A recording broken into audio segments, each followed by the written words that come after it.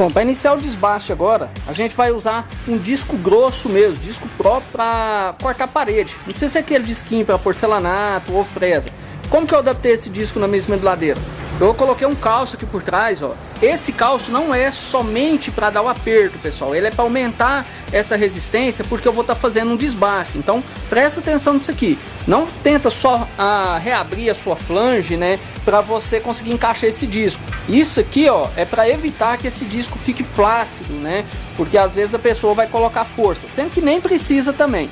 Então eu vou fazer um desbaste aqui, ó, respeitando uma limitação de praticamente quase meio centímetro aqui, ó. Daqui para cima eu não vou desbastar para não danificar a ponta. Então eu vou acelerar o processo de desbaste e depois vou voltar com o rebolo. Ó, equipamento de segurança, tá? Óculos, máscara, abafador.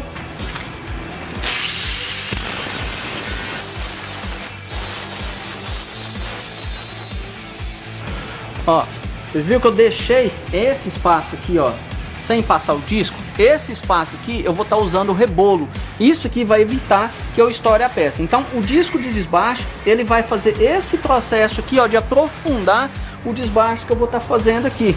E antes de você fazer na sua peça, se você não tem prática com isso, pega um pedaço de piso e pratica primeiro. Não vem logo de cara na sua peça de piso, que você pode danificar ela.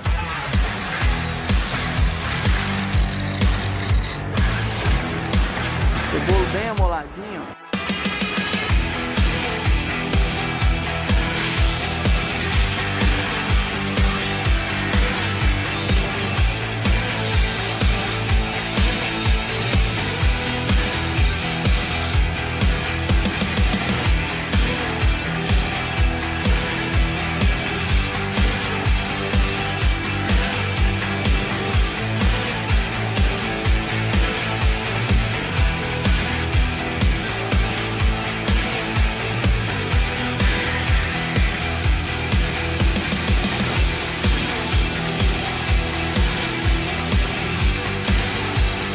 Primeiro eu fiz o desbaste com a minha esmeduladeira usando disso. Você viu que ela fica mais abaixada. Para repetir, faz um teste antes para você praticar. Depois eu fiz a finalização com o rebolo. Observa que nos cantos eu fiz movimentos rápidos. Para quê? Porque se eu parar demais no canto aqui ou forçar demais, vai quebrar a pontinha. Então no canto eu seguro um pouco o peso da máquina e movimento rápido. Para quê? Para ela não aquecer demais nesse pedaço.